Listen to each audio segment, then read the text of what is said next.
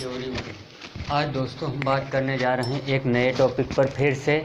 कल हमने बात की थी सती प्रथा के बारे में।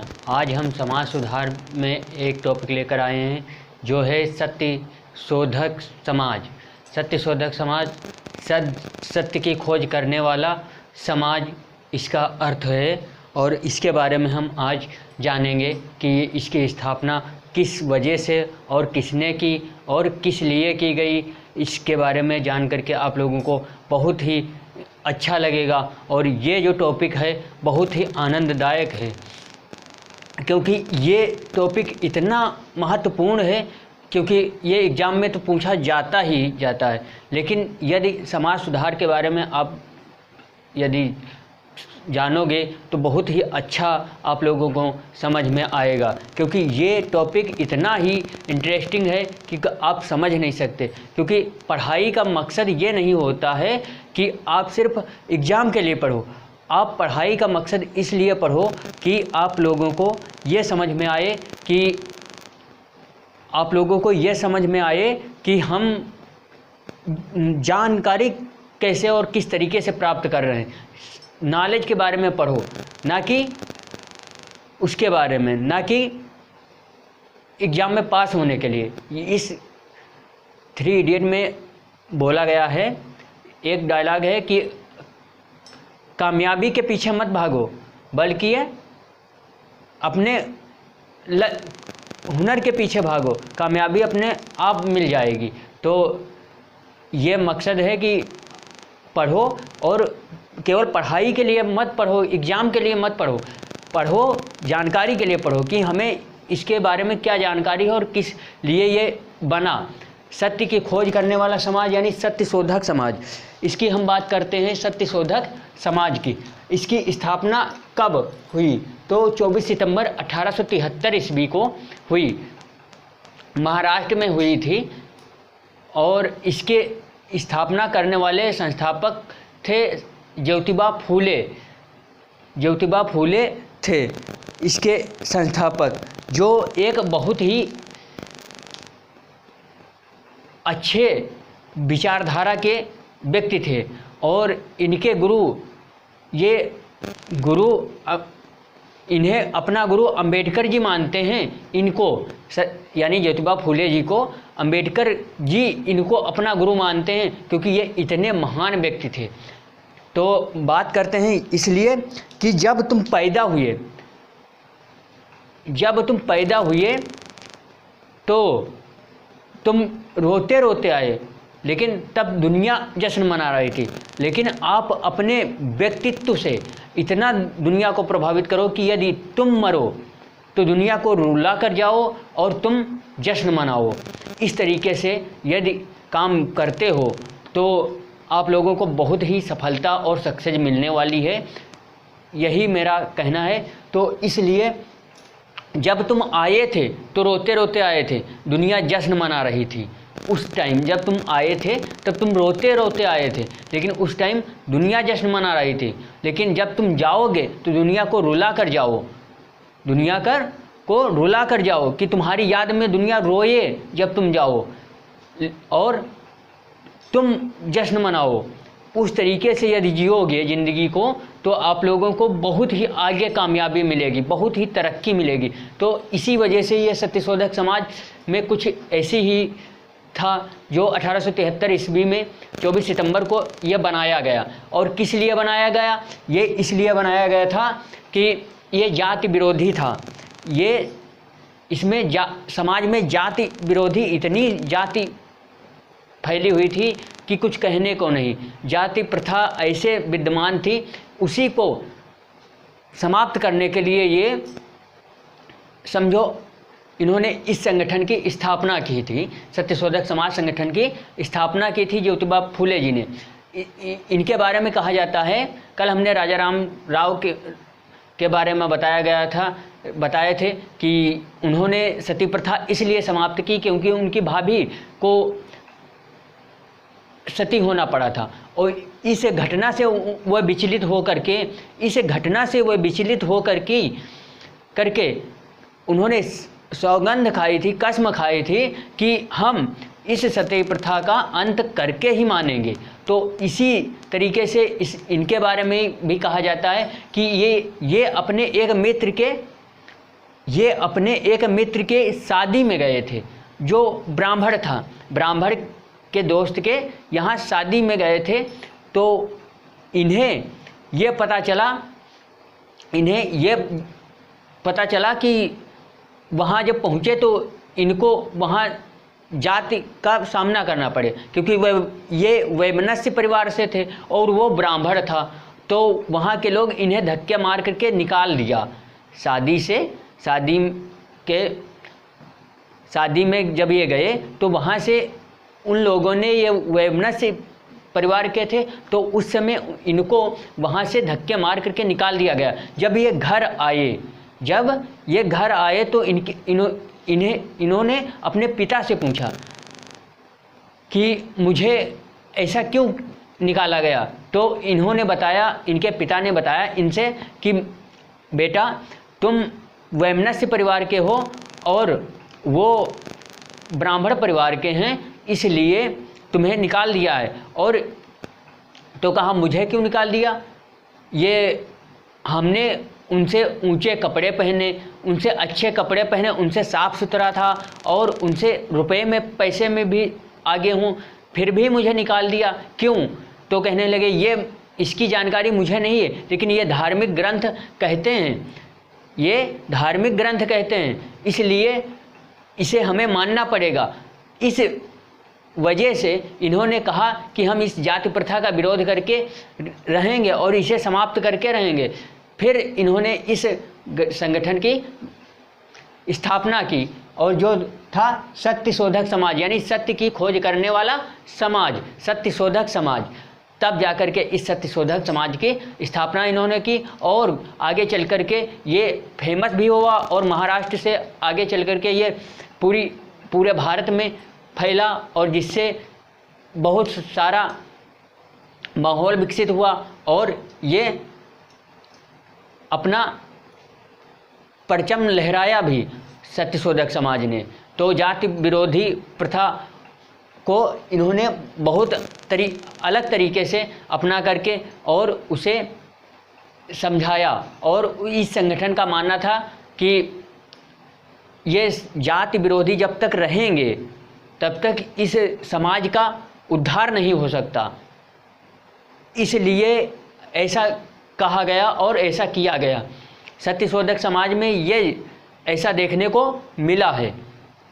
तो बात करते हैं कि सत्यशोधक समाज ये था और इसके लिए इस संगठन की स्थापना की गई थी। अब आप लोगों को पता चल गया होगा कि इसकी स्थापना क्यों हुई और क्यों इसकी उत्पत्ति हुई और इसकी स्थापना किसने की। तो अध्यक्ष ज्योतिबा बाई फूले थे और सचिव नारायण राव गोविंद राव थे।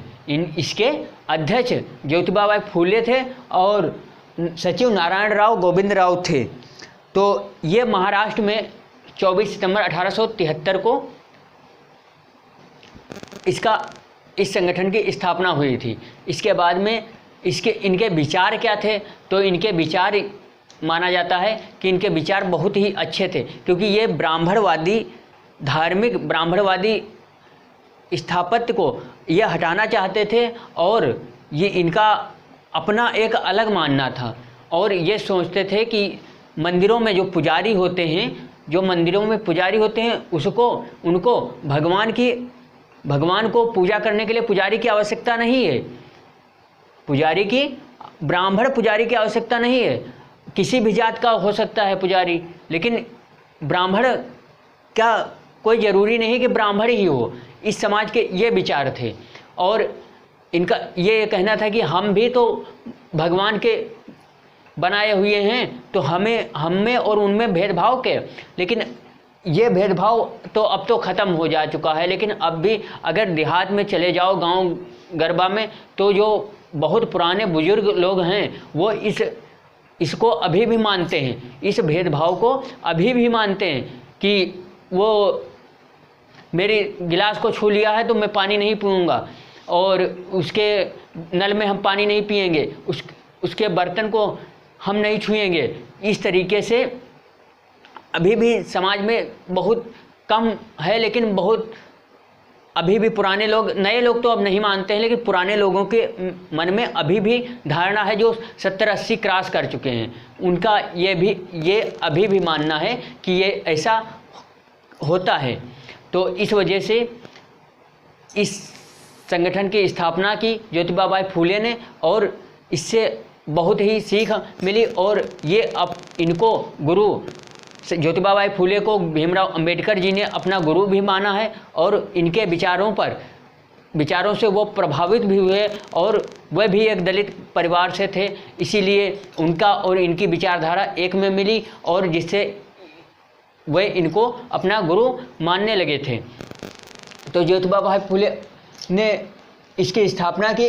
इसकी उत्पत्ति क्यों हुई? तो क्योंकि ये जाति विरोधी काम हुआ था, क्योंकि ये एक शादी, अपने मित्र की शादी में गए थे, तभी इनका ऐसा माहौल हुआ था। इसी वजह से इन्होंने इस संगठन की स्थापना की थी कि हम इस जाति विरोधी प्रथा को ख़त्म करके रहेंगे, इसीलिए इस संगठन की स्थापना की। और अब बात करते हैं कि इसके विचार क्या थे। तो इसके विचार ये थे, इसके विचार सत्यशोधक समाज के विचार क्या थे? तो सत्यशोधक समाज के विचार थे शूद्र एवं गैर शूद्र के बीच की दूरी को कम करना। यानी इनका कहना था कि शूद्र एवं गैर शूद्र, यानी जो शूद्र हैं, जो दलित हैं, उनको और जो दलित नहीं हैं उनके बीच की दूरी को कम करना, तथा ब्राह्मणवादी धार्मिक गुलामी से लोगों को मुक्त करके उनके अधिकार के प्रति सचेत करना। कि गुलामी से पहले था कि दलित जो है तो वो काम दलित ही करेगा, पुजारी जो काम कर रहा है वो वही करेगा। तो इस नज़रिए से इस संगठन की स्थापना की गई, शूद्र एवं गैर शूद्र के बीच की दूरी को कम करना तथा ब्राह्मणवादी धार्मिक गुलामी से लोगों को मुक्त करके उनके अधिकार के प्रति सचेत करना। ये एक इनका विचार था। और दूसरा विचार था सभी मानव भगवान के बच्चे हैं, सभी मानव भगवान के बच्चे हैं, और उनका भगवान ही संरक्षक है, ना कि कोई व्यक्ति। सभी मानव भगवान के बच्चे हैं। तो इस जरिए से सभी मानव भगवान के बच्चे हैं और उनका भगवान ही संरक्षक है, ये इनके विचार थे। बहुत ही अच्छे विचारों के साथ में इस संगठन की स्थापना की गई थी, जो आगे चल कर के ये बहुत ही आगे बढ़ा। और आज तो आर्टिकल 17 के अनुसार छुआछूत अगर कोई कर रहा है तो यह मूल अधिकारों में आ चुका है कि यदि छुआछूत का भेदभाव कोई मानता है तो उसे आर्टिकल 17 के अनुसार, अनुच्छेद 17 के अनुसार उसे अपने को साबित करना और कोर्ट में जाकर के अपने अधिकार को मांगना, ये सब शामिल है। अनुच्छेद 17 के अनुसार अस्पृश्यता यानी अस्पृश्यता, छुआछूत का भेदभाव किया गया है। तो इसलिए इस संगठन की स्थापना इस जरिए से हुई थी। और भगवान की पूजा करने के लिए पुजारी की आवश्यकता को सत्यशोधक समाज नकारता है। यानी वो सत्यशोधक समाज कहता है कि मंदिर में भगवान के लिए पूजा करने के लिए, भगवान की पूजा करने के लिए मंदिर में पुजारी की आवश्यकता नहीं है, और है भी तो केवल ब्राह्मण नहीं, दलित भी हो सकता है, ब्राह्मण भी ही नहीं हो सकता है, उसमें वैश्य, वैमनस्य और शूद्र सभी तरीके के हो सकते हैं, लेकिन पुजारी की आवश्यकता को सत्यशोधक समाज नकारता है। इस तरीके की बात सत्यशोधक समाज में कही गई है। तो आप लोगों को ये सत्यशोधक समाज समझ में आ गया होगा। और इस नज़रिए से पढ़िए आप लोग पढ़िए, तो इस नज़रिए से पढ़िए कि आप लोग को जानकारी मिले। जानकारी के लिए पढ़िए, ना कि एग्ज़ाम के लिए। यदि एग्ज़ाम के लिए पढ़ते हो तो हमारा मकसद है कि मत पढ़ो। केवल एग्ज़ाम के लिए पढ़ोगे तो आप लोगों को सफलता मिलनी ही नहीं है। नॉलेज के लिए पढ़ोगे तो नॉलेज से ही आप लोगों को परीक्षा में सफल होगे। यदि नॉलेज ही नहीं होगा, ज्ञान ही नहीं होगा, तो परीक्षा में पास कैसे होगे? तो सबसे पहले जानकारी के लिए पढ़ो, नॉलेज के लिए पढ़ो। नॉलेज के बाद में जब नॉलेज होगा तो एग्ज़ाम में क्वेश्चन आएगा तो बना लोगे। इस टॉपिक से, सत्यशोधक समाज के टॉपिक से हर एग्ज़ाम में पूछा जाता है। तो ऐसा नहीं है कि यूपीएससी में ही पूछा जाता है, यूपीएससी में तो पूछा ही जाता है, हर एग्जाम में लगभग पूछा जाता है कि सत्यशोधक समाज की स्थापना कब हुई, किसने की और इसके अध्यक्ष कौन थे, इसके सबसे पहले सचिव कौन थे। तो इस तरीके से यदि पढ़ते हो इसके विचार क्या थे, ठीक, और इसकी उत्पत्ति क्यों हुई, तो इन सब चीज़ों के से लगा करके यदि ज्ञान के लिए पढ़ते हो तो आप लोगों को बहुत ही बेनिफिट होगा। तो पढ़िए, पढ़ते चलिए और अच्छे से समझते चलिए, जानकारी के लिए पढ़िए। जितना नॉलेज इकट्ठा करोगे उतनी ही आप लोगों की वैल्यू बढ़ेगी। जितना तपोगे, आज के युग में ये नहीं है कि आप कितना कुछ भी हो, आप लोगों को कोई समस्या नहीं, किसी को किसी से मतलब नहीं। यदि तुम लंगड़े हो, अगर लंगड़े हो, अंधे हो, काने हो, बहरे हो, किसी से कुछ मतलब नहीं। वो सिर्फ समाज देखेगा, सिर्फ सफलता देखता है, बाकी किसी तरीके की प्रॉब्लम कोई सुनता ही नहीं है कि हम पढ़ने में कमज़ोर हैं, हम गरीब हैं या कुछ है, ये कुछ नहीं समझता है। गरीब और कुछ अमीर कुछ समझता ही नहीं। सबको एक नज़रिए से पेपर बनता है, तो किसी के लिए ये नहीं कि तुम गरीब हो तो तुम्हारे लिए ये पेपर है और उनके लिए वो पेपर है। पेपर बनता है तो एक मॉडल का, एक जैसा बनता है, चाहे वो गरीब हो, चाहे अमीर हो, चाहे वो छोटा हो, चाहे बड़ा हो, चाहे वो मध्यम वर्ग का हो, चाहे उच्च वर्ग का हो। पेपर बनेगा तो एक टाइप का बनेगा और सभी के लिए एक जैसा बनेगा। एक परीक्षा में एक जैसा एक टॉपिक और हर तरीके के क्वेश्चन सभी के लिए सेम होंगे। तो ऐसा नहीं है कि तुम गरीब हो या कुछ अमीर हैं, उनसे कोई लेना देना नहीं। तुम्हें सफल होना है तो मेहनत करना है। अगर मेहनत कर रहे हो तो आप लोगों को सफल होने से कोई रोक नहीं सकता। तो पढ़ो, नॉलेज के लिए पढ़ो। अगर नॉलेज होगा तो सफलता अपने आप मिलेगी। तो अपने आप को तपाते चलिए और अपने आप को जितनी मेहनत हो सके उतनी करते चलिए। इससे आप लोगों को बहुत ही बेनिफिट होगा और आपको बहुत ही आनंद मिलेगा। तो इस नज़रिए से पढ़िए और आप लोगों को बहुत ही अच्छा महसूस होगा। कल हमने सती प्रथा के बारे में सारी जानकारी दे दी थी, आज सत्यशोधक समाज के बारे में जानकारी दे दी। अब आज अगले बार अगर वीडियो बनाएंगे तो दूसरा नॉलेज देंगे। तो ऐसे अपना व्यक्तित्व ऐसे बनाओ कि आप लोगों को, यदि ऐसे व्यक्तित्व बनाओ जैसे कि तुम खड़े हो तो कोई बैठा ना रहे और जब तुम बैठो तो कोई खड़ा ना रहे। ऐसा व्यक्तित्व बनाओ कि तुम खड़े हो तो कोई बैठा ना रहे और तुम बैठे हो तो कोई खड़ा ना रहे। इस तरीके से व्यक्तित्व बनाओ तो आप लोगों को बहुत ही अच्छा लगेगा और इस तरीके से समझ से पढ़ोगे, समझ करके हर टॉपिक को, तो आप लोगों को बहुत ही आनंद महसूस होगा। तो पढ़ते चलिए और नॉलेज को इकट्ठा करते चलिए और रिवीजन करते चलिए। इस तरीके से आप लोगों को बहुत ही बेनिफिट होगा। और इसी बात पे आप लोगों को धन्यवाद, थैंक यू।